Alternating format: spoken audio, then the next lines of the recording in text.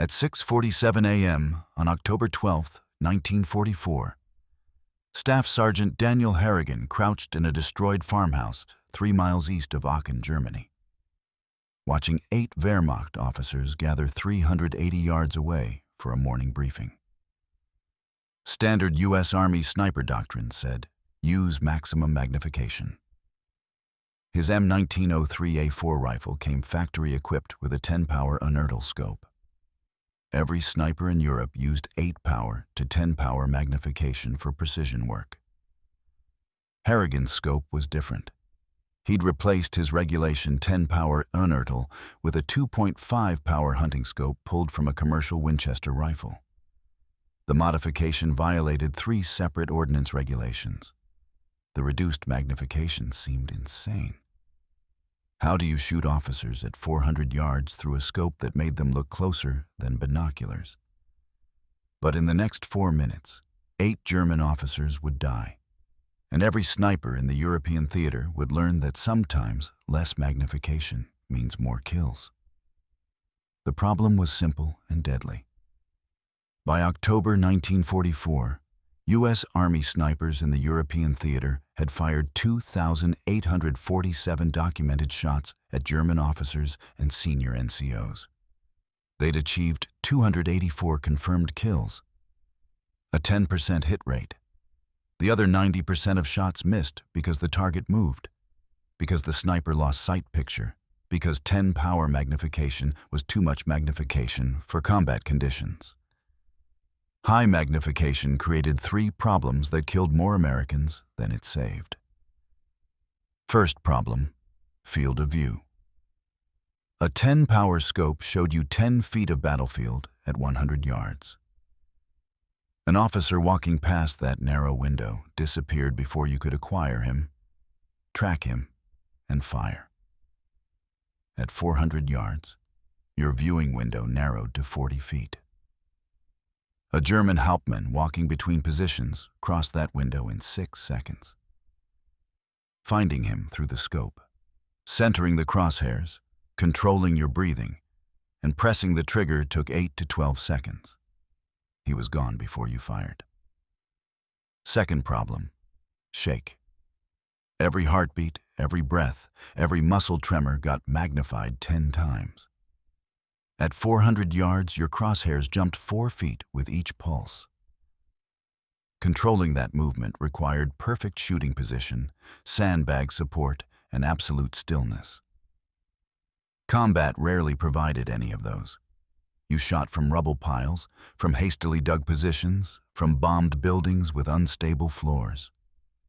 Every imperfection in your position got magnified until your crosshairs danced across the target like a drunk trying to thread a needle.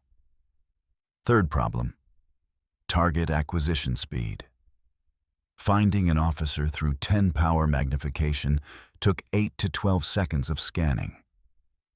You swept the scope across suspected areas, stopped when you saw movement, adjusted focus, confirmed the target was actually an officer and not an enlisted man, then settles into your shooting position.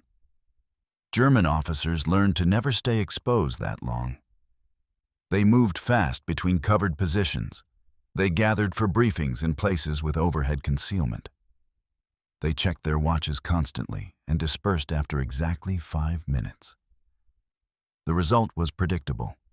German company commanders, battalion staff officers, artillery forward observers, and fire direction personnel operated almost freely at ranges between 300 and 500 yards. They walked between positions in daylight. They gathered for map briefings within sight of American lines. They directed mortar fire from exposed vantage points. They knew U.S. snipers couldn't acquire them fast enough or hold steady enough for reliable hits at combat distances. American infantry died because German leadership operated with impunity. A German Hauptmann directing mortar fire could call corrections for 20 minutes without fear. A battalion operations officer could coordinate company movements from a hilltop observation post. An artillery forward observer could walk the impact zone closer to American positions, adjusting fire with hand signals that no sniper could stop. September 3rd, 1944, near St. Lo. Staff Sergeant Thomas Chen, sniper, 3rd Infantry Division, 8 confirmed kills in 6 weeks of combat. Chen was in a second-story window of a destroyed pharmacy, watching a German Hauptmann direct mortar fire 420 yards northwest. The officer stood next to a knocked-out Panzer hull, using it for cover from direct fire but fully visible from Chen's elevated position. The Hauptmann held binoculars, scanned the American lines, spoke into a radio handset, made adjustment gestures with his free hand. Professional, methodical, killing Americans with precision. Chen acquired the target through his 10-power Unertl scope after 11 seconds of scanning. Found the officer, centered the crosshairs, controlled his breathing. The Hauptmann moved, walked 8 feet to consult with another soldier. Chen lost sight picture, had to reacquire.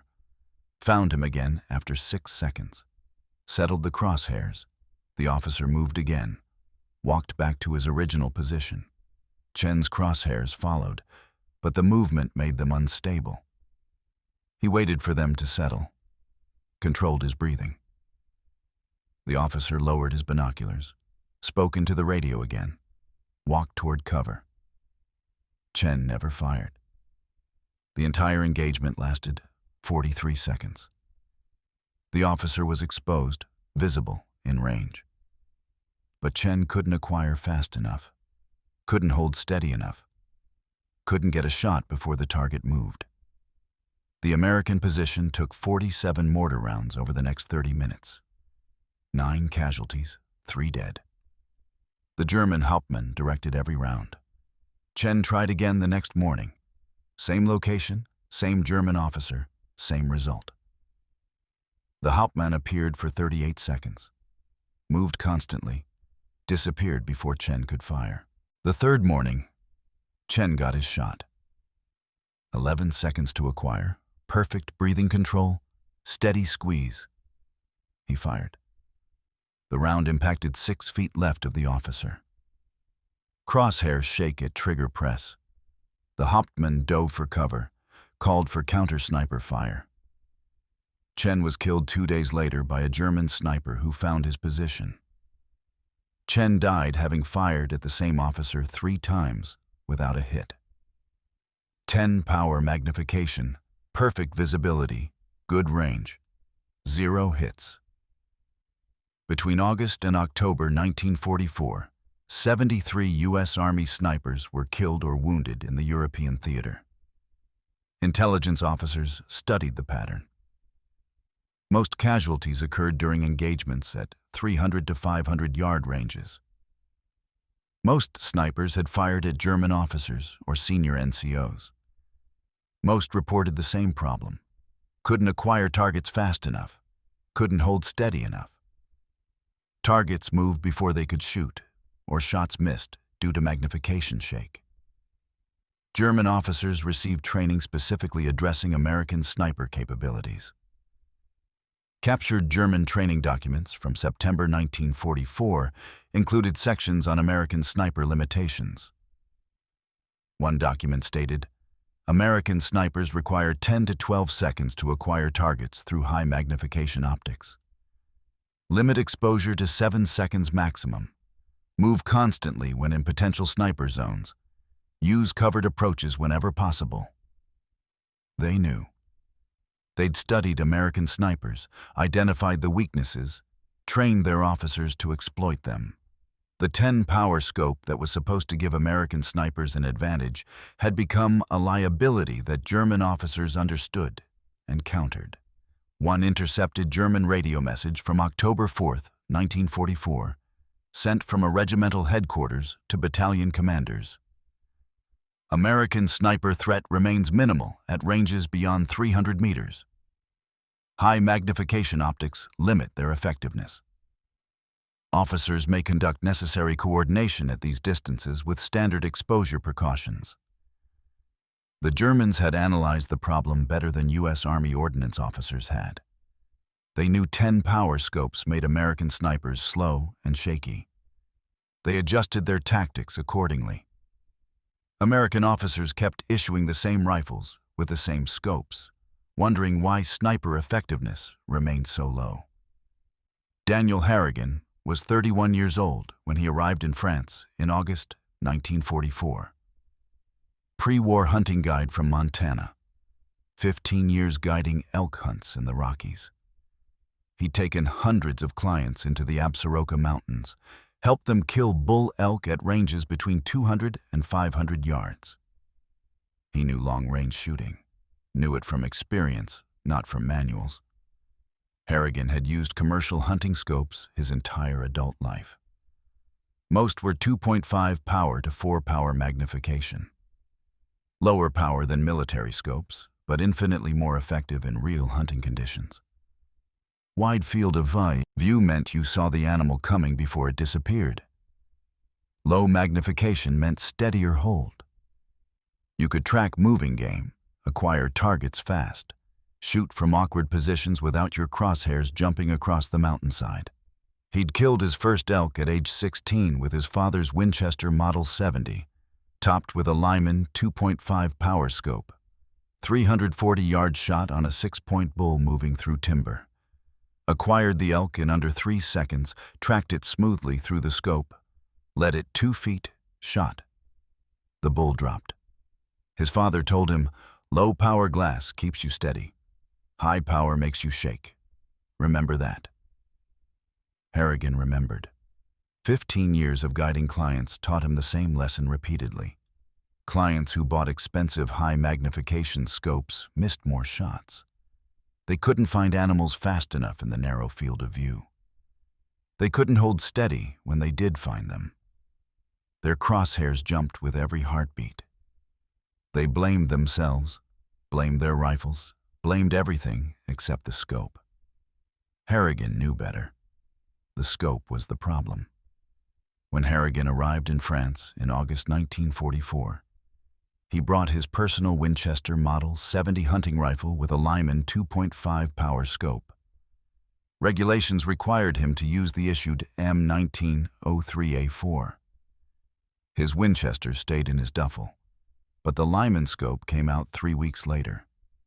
Harrigan was assigned as a sniper to 1st Battalion, 26th Infantry Regiment, 1st Infantry Division.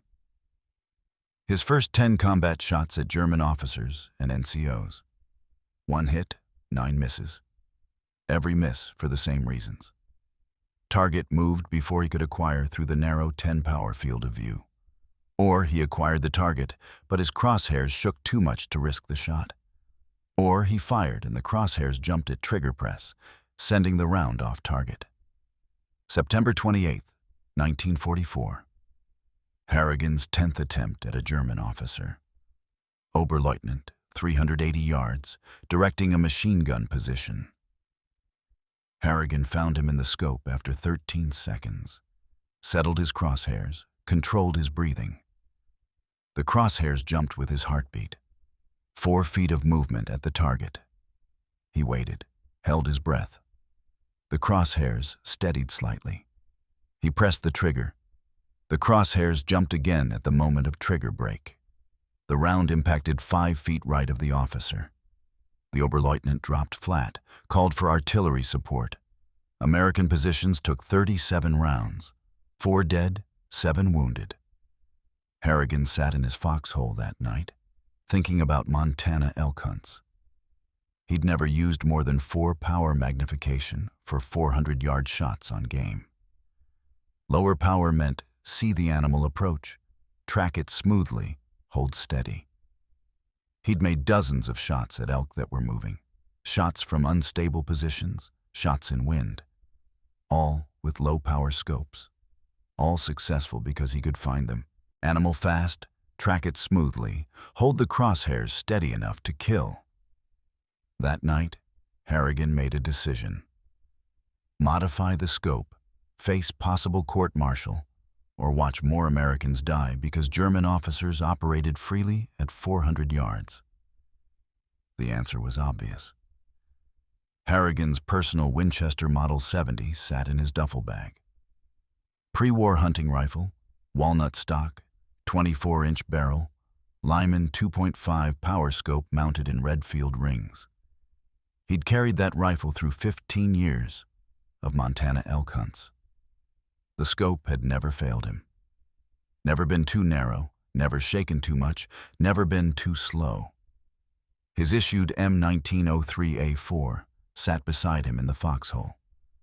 Perfectly maintained, 0 verified to 500 yards, 10 power Unertl scope that made him slow and shaky, regulation equipment that killed Americans by keeping German officers alive.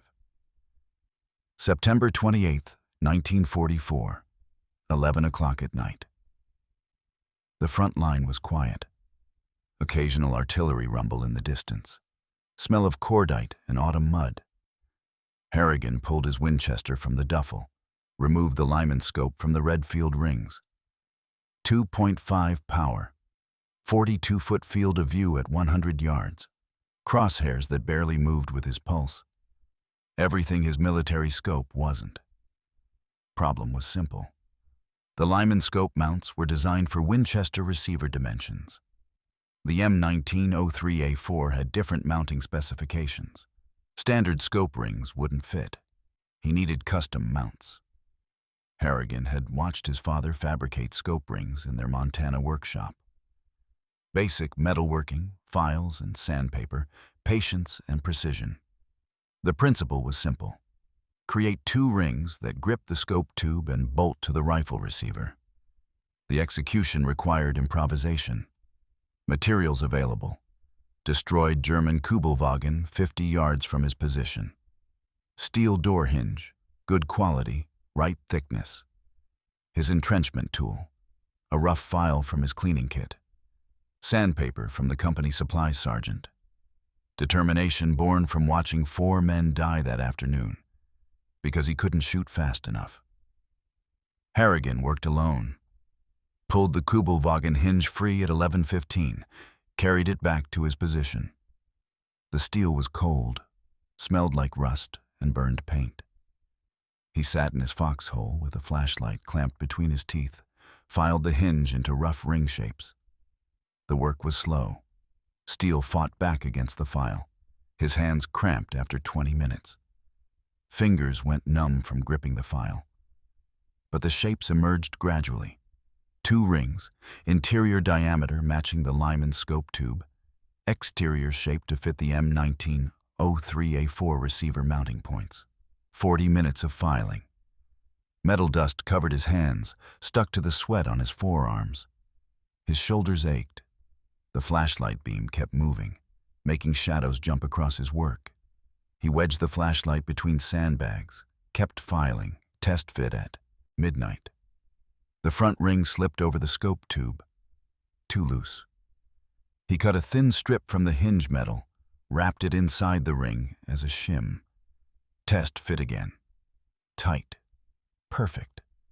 The rear ring needed more filing. Interior diameter slightly too small. 10 more minutes with the file. Test fit. Good.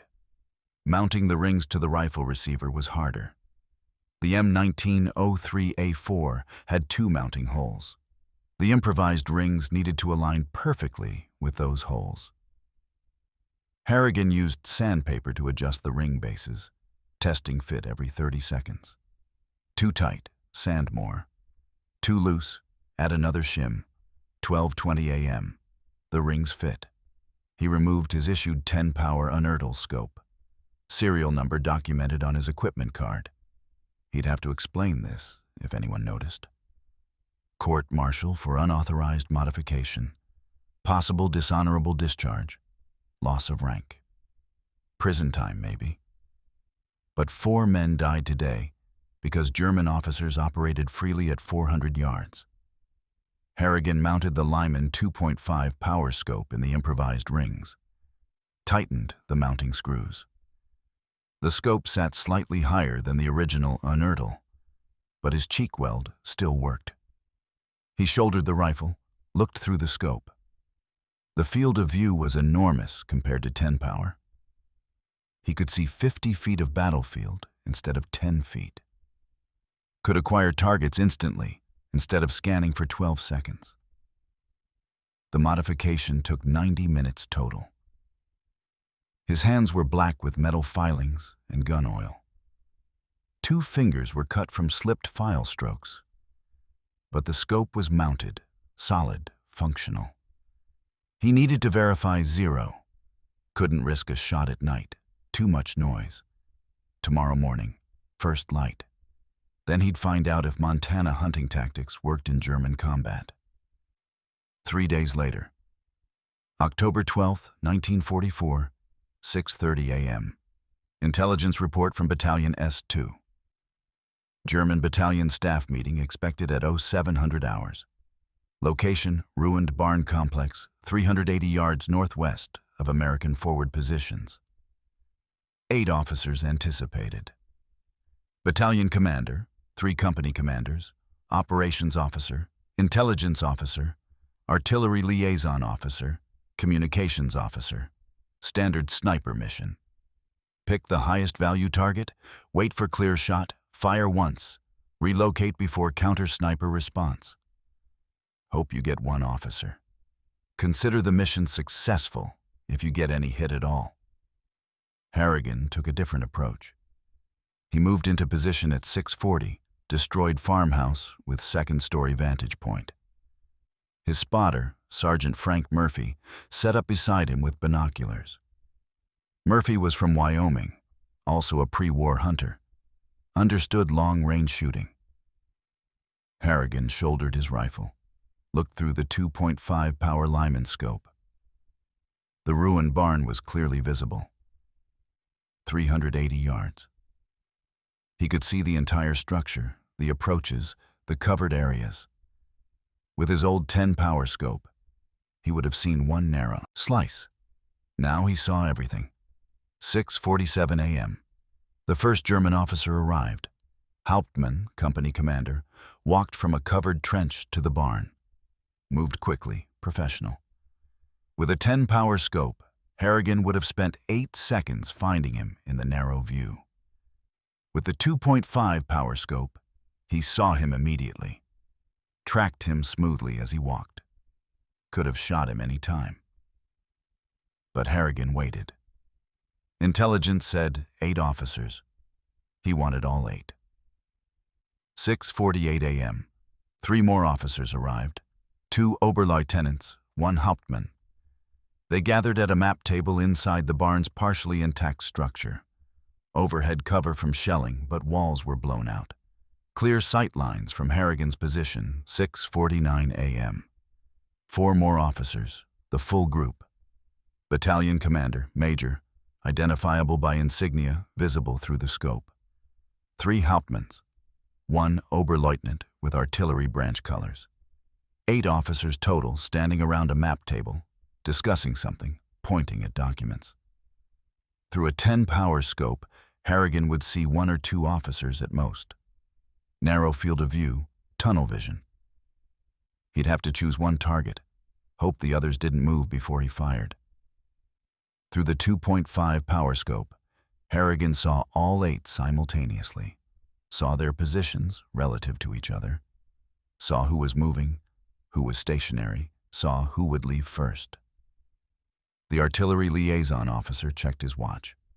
Probably had a fire mission to coordinate. He'd leave first. Harrigan settled his crosshairs on the artillery officer's center mass.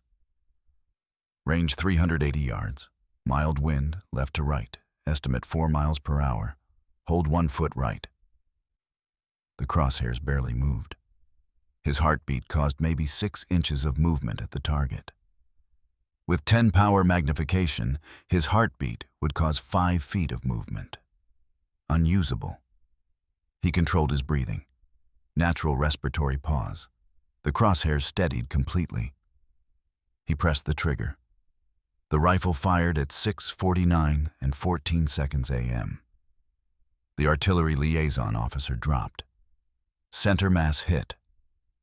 The other 7 officers froze for 2 seconds. Confusion.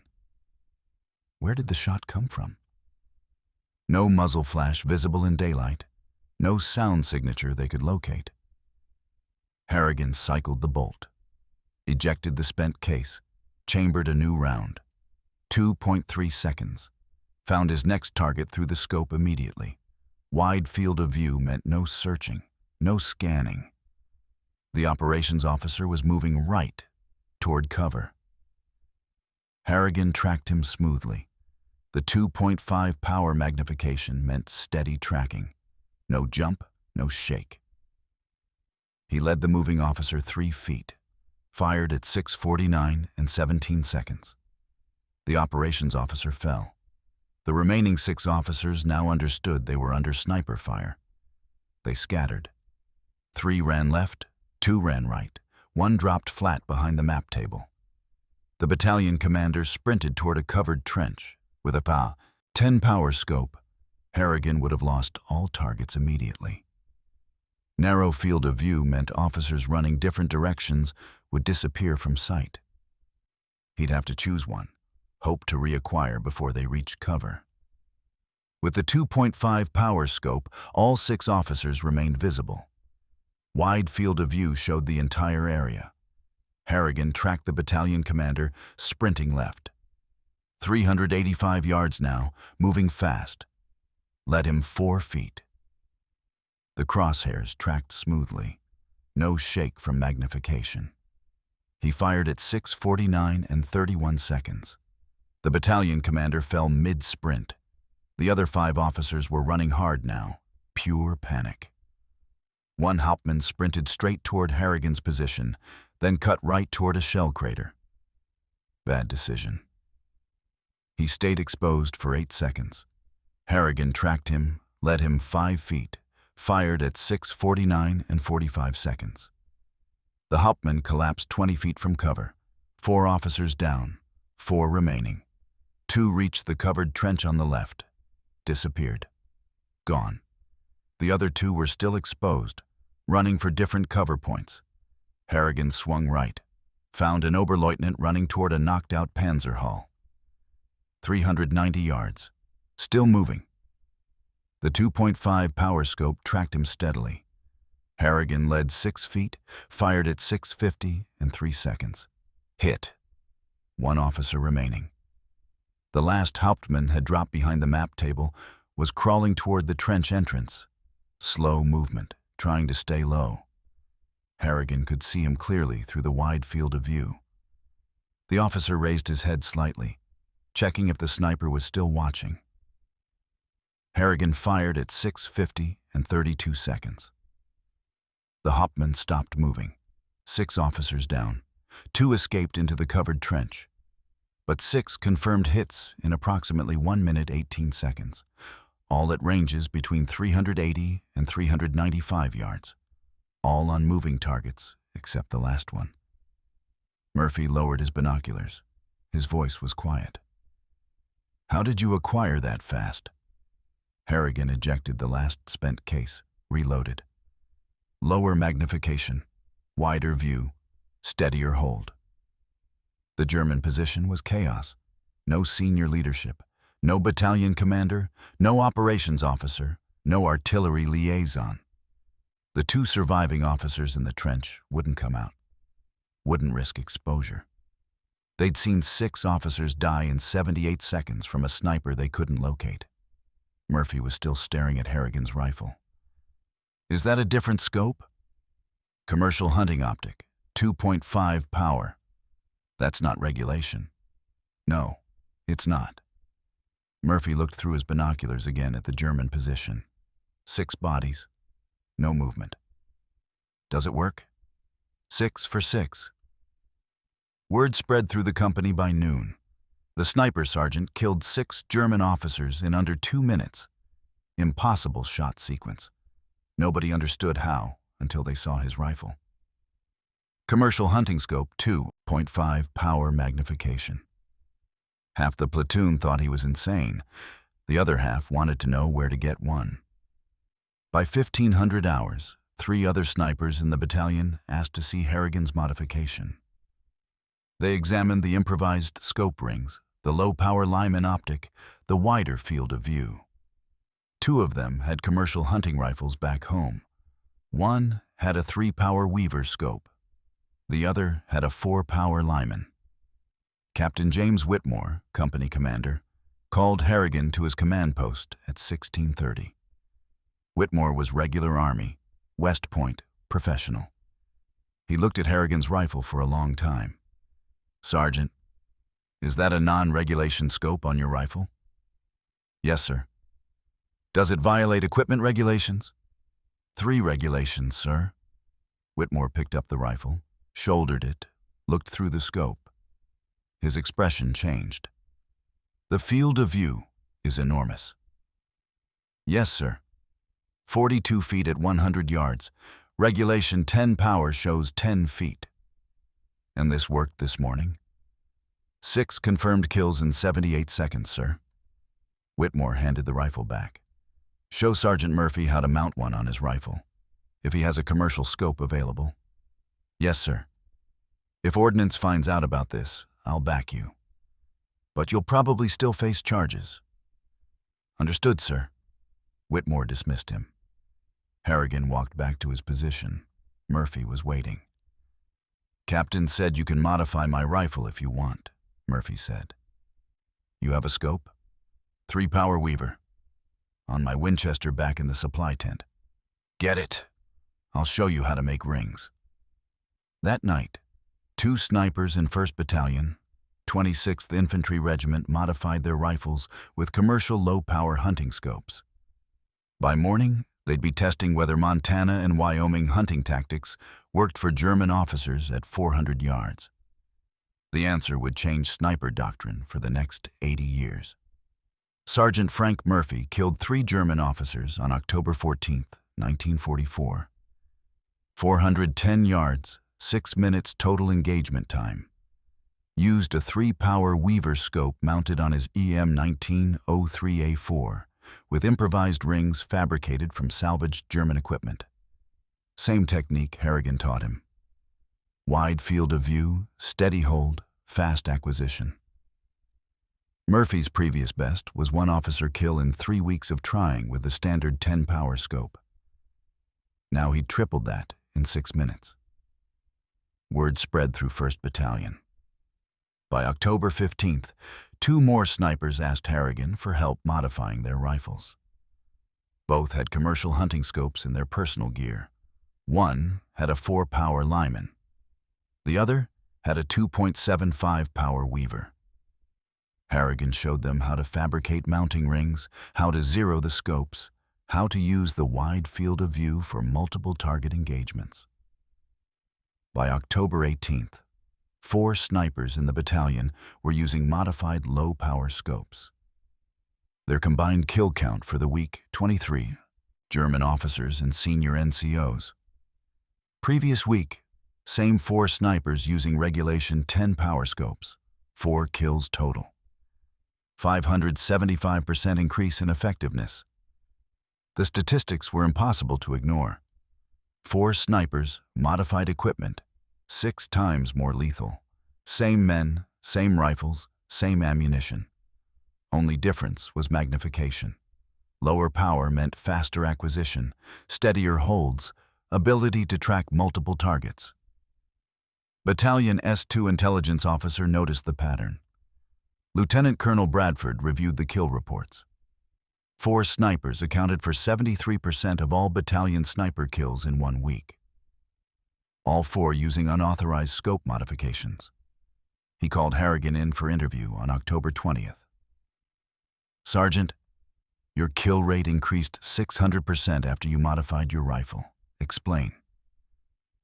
Harrigan explained field of view, magnification shake, target acquisition speed.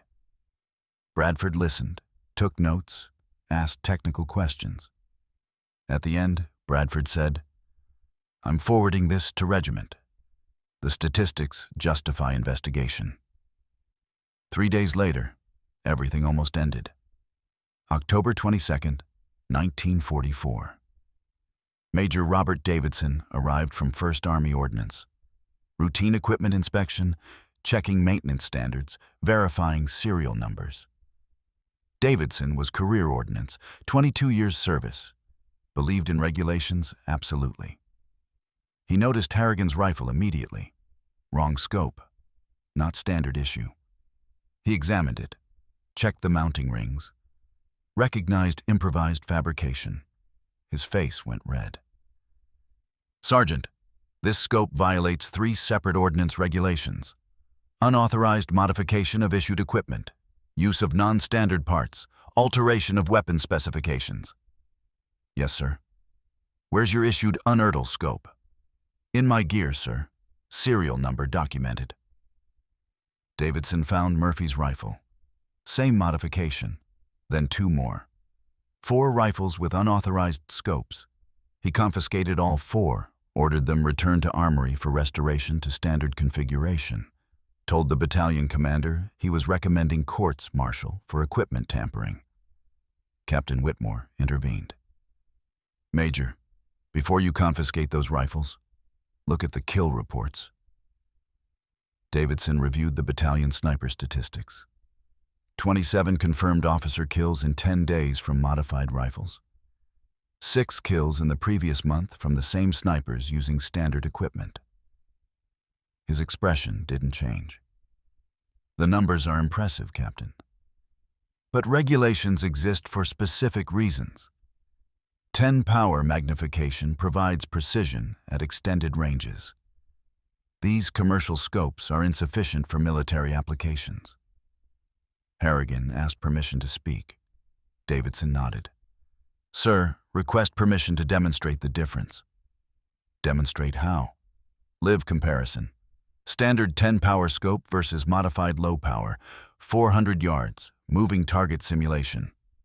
Davidson considered. Approved. But when the demonstration proves 10 power is superior, these modifications get removed. Understood? Yes, sir. They set up at 1400 hours, range 400 yards. Target, German helmet on a stick, soldier moving it laterally across a 60-foot section. Speed approximately 3 miles per hour, simulating walking officer. Davidson went first. Standard. M1903A. A4, 10 power, Unertl scope. He took prone position, got comfortable, waited for the target to appear.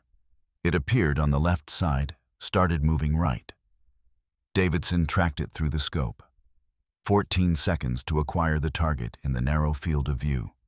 His crosshairs were shaking visibly. Heartbeat, breathing, muscle tension, all magnified 10 times. The target walked across the 60-foot section in 18 seconds. Davidson fired at 16 seconds, missed by 4 feet. The target continued, disappeared on the right side. The crosshairs were unstable, Davidson said. Need a better shooting position. Second attempt. Sandbags, perfect prone position, controlled breathing. Same result. 15 seconds to acquire, visible shake, shot at 17 seconds. Missed by 3 feet. Harrigan went next. Modified rifle, 2.5 power Lyman scope. Same 400-yard range, same moving target. Target appeared left side. Harrigan acquired it in 2.1 seconds. Wide field of view meant he saw the entire 60-foot section.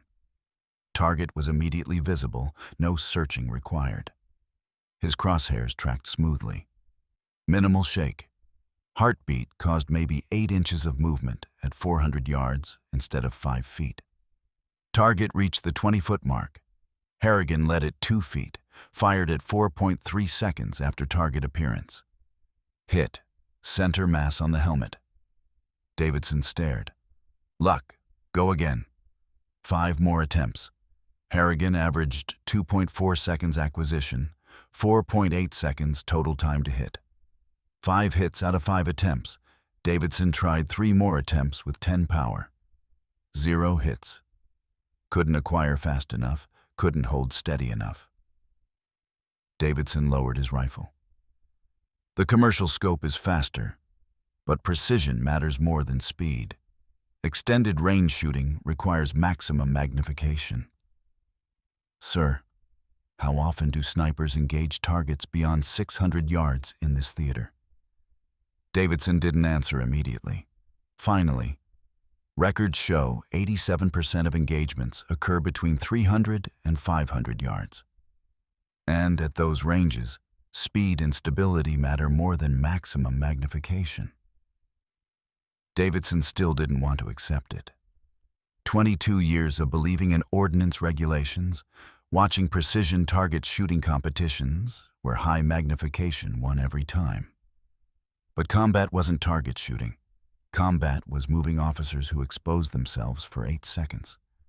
Combat was shooting from rubble piles without sandbag support. Combat rewarded speed and stability, not maximum magnification.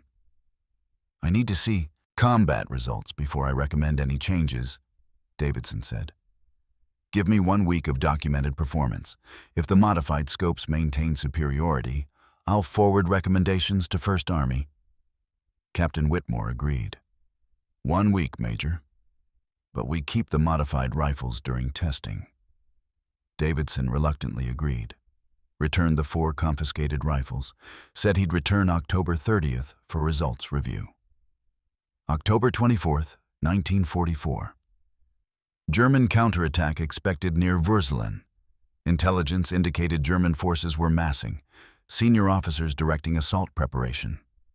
1st Battalion deployed 8 snipers, 4 with standard 10 power scopes, 4 with modified low power scopes. Perfect comparison test. 7:15 a.m. to 11:30 a.m. Target-rich environment. German officers moving between positions, coordinating units, directing preparations.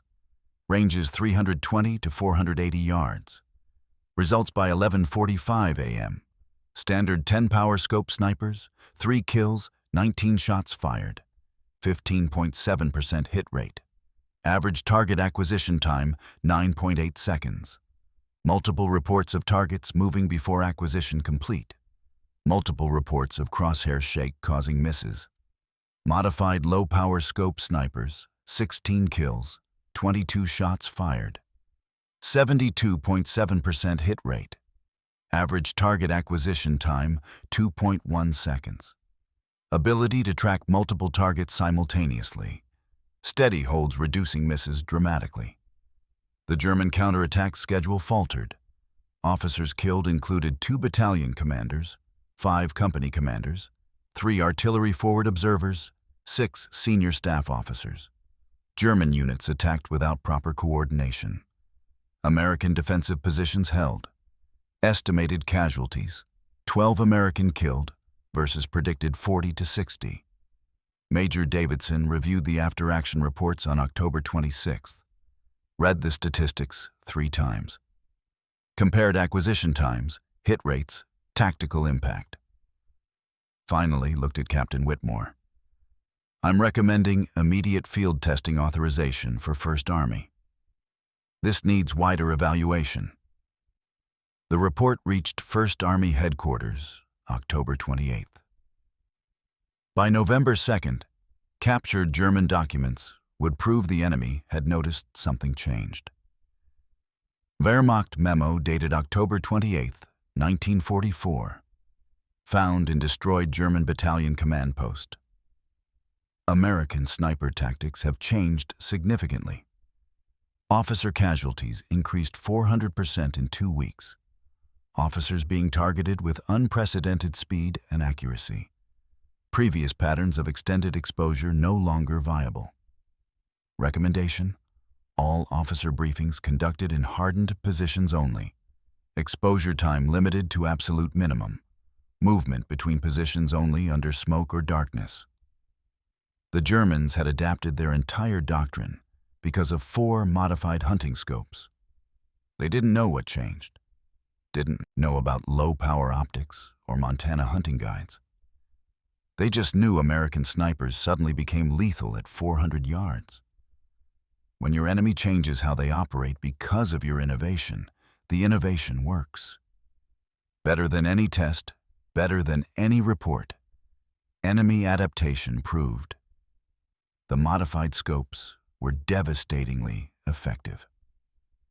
November 8th, 1944. First Army Ordnance convened assessment board at headquarters in Spa, Belgium. 7 officers, 3 senior NCOs, complete review of low-power scope modifications.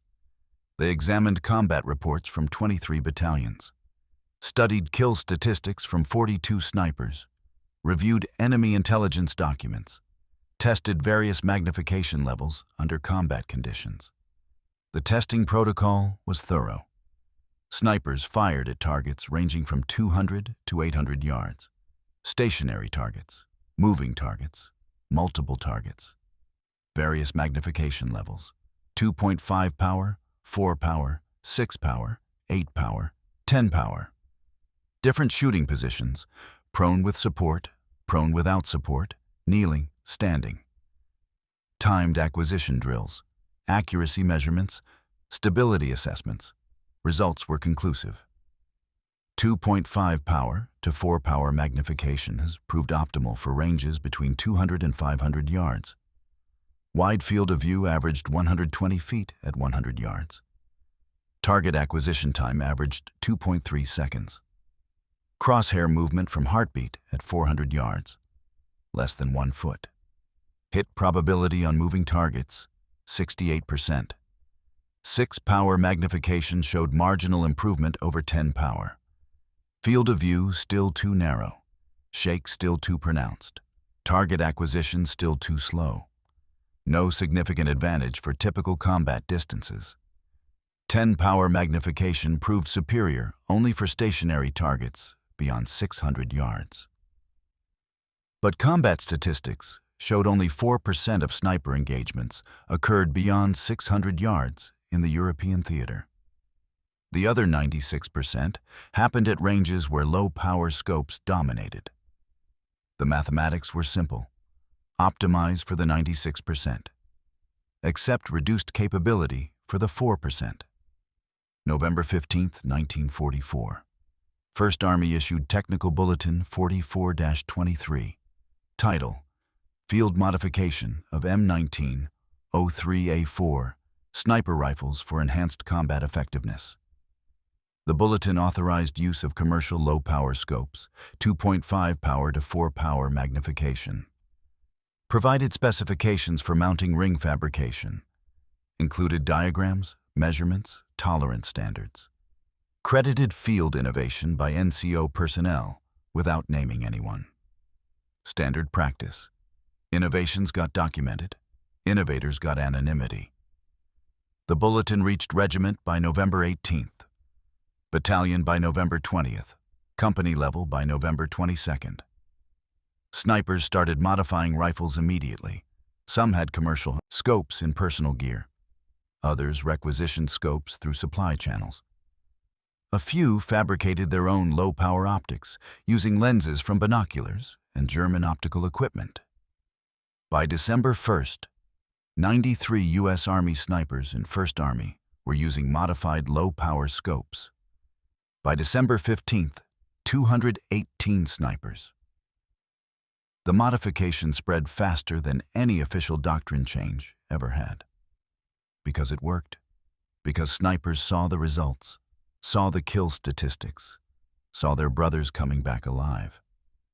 November through December 1944. The statistics told the story. Before low-power adoption, August through October 1944. 2,847 shots fired at German officers and senior NCOs. 284 confirmed kills. 10% hit rate. Average target acquisition time, 9.4 seconds. Average engagement duration, 43 seconds. Officer casualty rate among German forces, 2.1%. After low-power adoption, November through December 1944, 1,923 shots fired at German officers and senior NCOs, 876 confirmed kills, 45.5% hit rate. Average target acquisition time, 2.3 seconds. Average engagement duration, 8.7 seconds. Officer casualty rate among German forces, 6.7%. German officer casualties increased 308%, while American ammunition expenditure decreased 32%. More kills with fewer shots. The definition of effectiveness. Secondary effects emerged quickly. German officers operated more cautiously, limited exposure time, conducted briefings in hardened positions only, moved between locations under smoke cover or darkness, used enlisted runners instead of personal coordination. The psychology of being hunted changed German command behavior. Intelligence officers documented the impact. German decision cycles slowed. Company commanders hesitated to move forward for visual reconnaissance. Battalion staff officers delayed coordination meetings. Artillery forward observers called fire missions from covered positions with limited visibility. The entire German command structure adapted to avoid American snipers with low-power scopes. American infantry casualties from German artillery and mortar fire decreased 23% between November and December. Direct correlation to elimination of German forward observers and fire direction officers. Dead officers couldn't call accurate fire missions. Cautious officers called less effective fire missions. American infantry survived because German leadership died. December 1944. Technical Bulletin. 44-23 distributed to all European Theater of Operations units. Not just 1st Army. 3rd Army received copies. 7th Army. 9th Army. Every army in Europe got the bulletin, got the statistics, got authorization to modify sniper rifles. January 1945. Pacific Theater received copies. Marine Corps snipers on Iwo Jima and Okinawa tested low-power scopes against Japanese officers. Similar results. 380% increase in officer kills. Japanese command structure degraded rapidly when leaders died at 400 yards before they could coordinate defensive positions. February 1945. British Army observers visited 1st Army to examine the modifications. Tested low-power scopes, reviewed statistics, interviewed American snipers. British snipers began using 3-power and 4-power scopes in March. Same results. Faster acquisition, steadier holds, more kills. The innovation that started with one Montana hunting guide became international doctrine in 6 months. American, British, Canadian forces all adopted low-power combat optics. The principle spread because it worked, because the numbers proved it, because snipers survived and killed more effectively. Post-war analysis by multiple armies reached identical conclusions. Combat sniping was fundamentally different from target shooting. Speed mattered, stability mattered, situational awareness mattered. Maximum magnification sacrificed all three for precision that combat rarely required. Lower power optimization for typical engagement ranges meant more dead enemy, fewer dead friendly. The doctrine that emerged: variable power scopes. Set to low power for most operations, increase magnification only for extreme range shots beyond 600 yards. The flexibility to optimize for conditions instead of always using maximum magnification. Harrigan's innovation had proven that sometimes less was more. Daniel Harrigan continued as sniper through May 1945. 47 confirmed kills total. Officers, artillery observers, machine gun crews, mortar teams. Any German who threatened Americans at 300 to 500 yards. He worked methodically, professionally, never took unnecessary risks, never took shots he couldn't make, survived because he understood the mathematics of combat effectiveness. April 1945. Harrigan received the Silver Star. Citation read, "For innovative tactical thinking, resulting in significantly enhanced combat effectiveness and reduction of friendly casualties." The citation didn't mention scope modifications specifically, didn't mention Montana hunting experience, didn't mention violating 3 ordnance regulations. Just innovative tactical thinking. Good enough. Harrigan returned to Montana in June 1945. Resumed work as hunting guide in the Absaroka Mountains. Used the same Winchester Model 70 with the same Lyman 2.5 power scope that had changed military doctrine. Clients asked about his war service. He said, "I was a marksman. Did some shooting. Not much to tell." His clients killed elk at 400 yards, using the same techniques Harrigan taught Wehrmacht officers to fear. Low power scopes, wide field of view, steady holds. What worked on German officers worked on Montana elk. Harrigan never talked about the similarity. Never mentioned that tracking a running elk and tracking a running Hauptmann required identical skills. He guided hunts for 37 years, retired in 1982, died in 1998 at age 85. His obituary in the Billings Gazette mentioned his military service. Served with distinction as an Army sniper in World War II. Received Silver Star for innovative contributions to combat effectiveness. One paragraph. No details about low-power scopes.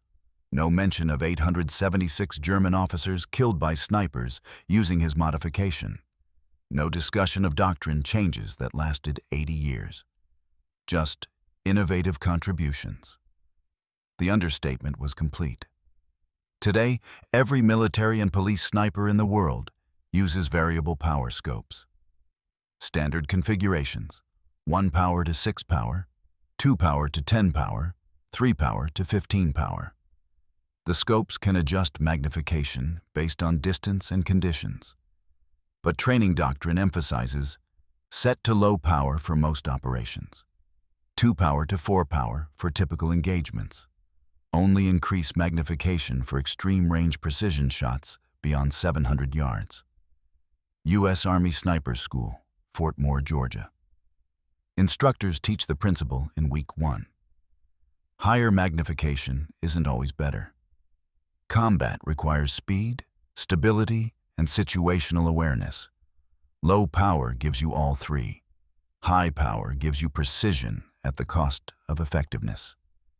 Every instructor knows the history, knows about Harrigan, knows about Technical Bulletin 44-23, knows about the Montana hunting guide who proved ordnance officers wrong by killing 8 German officers in 4 minutes with a 2.5 power scope. The lesson gets repeated in every sniper course worldwide. British SAS, German KSK, Israeli Special Forces, Russian Spetsnaz. Every military that trains precision marksmen teaches optimize magnification for mission requirements, lower power for typical combat distances, higher power only when conditions demand it. The principle is universal because Harrigan proved it universally true. Harrigan's modified M. 1903 A4 rifle was donated to Montana Military Museum in Billings after his death. Display case in the World War II World War II section. The rifle sits behind glass. Lyman 2.5 power scope still mounted in the improvised rings fabricated from German Kugelwagen steel. Walnut stock shows wear from 3 years of carrying. Barrel shows cleaning marks from hundreds of maintenance sessions. The scope glass is clear, crosshairs still visible. Placard beside the rifle reads, Staff Sergeant Daniel Harrigan's M1903 A4 sniper rifle. Modified with commercial hunting scope, proving that combat effectiveness comes from understanding the problem, not following regulations. Harrigan's innovation increased U.S. Army sniper effectiveness by 455% and became standard doctrine across all Allied forces. Next to the rifle, photocopies of Technical Bulletin 44-23.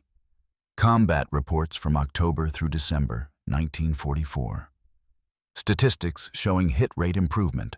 German intelligence documents describing American sniper threat changes. Everything documented, preserved, available for study. Museum visitors walk past the display daily. Most don't stop. Just another rifle from World War II. But shooting instructors always stop. Military veterans always stop. Hunters who understand long-range shooting always stop. They look at that 2.5 power scope. Look at the improvised mounting rings. Look at the statistics on the placard, and they understand. If this story connected with you, hit that like button. Every like helps YouTube share these forgotten innovations. Subscribe and turn on notifications. We're rescuing one story per week from the archives. Real people, real innovation, real impact. Drop a comment and tell us where you're watching from. Are you watching from Montana, Germany, Japan, Texas? You're not just a viewer. You're keeping these memories alive. You're making sure Daniel Harrigan's lesson doesn't disappear. You're part of the reason these stories survive. Thank you for watching. Thank you for caring about history. Thank you for making sure the men who changed warfare through intelligence and courage get remembered. These innovations saved thousands of lives. These stories deserve to be told.